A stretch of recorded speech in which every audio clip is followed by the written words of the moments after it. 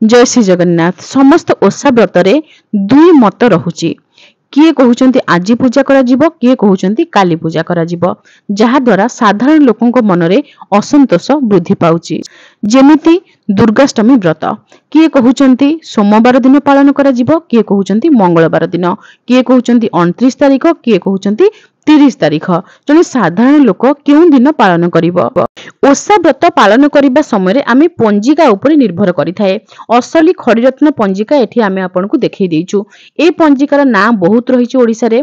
श्रीमंदिर रु प्रकाश पाउथिबा केतेक पंजिका भितरे ए पंजिका मध्य रहिछि। गजपति महाराज हुंतु, शंकराचार्य हुंतु, मुक्ति मंडपर पंडित माने हुंतु, समस्ते स्वीकृति प्रदान करिसंती एही पंजिका को। एवं एही पंजिका रे फलथुआ अष्टमी बा महा अष्टमी व्रत, महा अष्टमी उपवास जहाँकि दुर्गाष्टमी नाम रे आपण जानिचंती। एही व्रतटी मंगलवार दिन रहिछि। एही दिन अष्टमी तिथि रहिचंती एवं संधि पूजा मध्य एही दिन करा जिवो। पुरी रु ही ए पंजिका प्रकाश पाउची। आमे जदि ए पंजिका को मानिबो ताहले वर्तमान पुरी रु किछि पंडा अछंती जो माने पूजा करंती, महाप्रभुଙ୍କ पाखरे सेवा करंती, से माने किछि वीडियो शेयर करूचंती। से वीडियो रे किंतु भिन्न मत प्रकाश पाउची। सेठी से माने कहिबा कथा कि आमे पीठ अनुसारे अष्टमी व्रत पालन करिबा। ताहले ए पंजिका काहे कि छपा जाउची, ए पंजिका काहे कि साधारण लोकंक पाखकु आसुची। आमे तो वीडियो देखि कि व्रत करिवु, ताहले पंजिका आमे काहे कि किनिबु। एमिति लोकंकु हैरान करंतु नाही।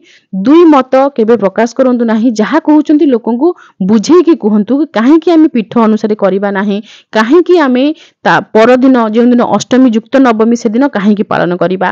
गृहस्थ मानक पई सप्तमी युक्त अष्टमी तिथि सर्वदा वर्जनीय, जहा कि शास्त्र रे वर्जना करा जाईची। शास्त्रं को आमे मानिबा सप्तमी युक्त अष्टमी न पाळी कि अष्टमी युक्त नवमी तिथि पाळिबा, 30 रे ही पाळिबा।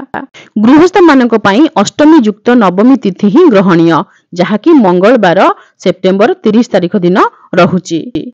सेप्टेम्बर 30 तारिख मंगलवार दिन ही दुर्गाष्टमी व्रत पालन करा जिवो, जेहेतु ए तिथि अष्टमी युक्त नवमी। सप्तमी युक्त अष्टमी तिथि काहे कि वर्जनीय ताहा तो आमे आपनको निश्चय कहि देबु, किंतु किछि एमिति रहस्य रहिछि जाहाको आपण निजे उन्मोचन करिबा पई चेष्टा करंतु। शास्त्रं को अध्ययन करंतु। संधि पूजार समय 5:42 रु 6:30 रहिछि।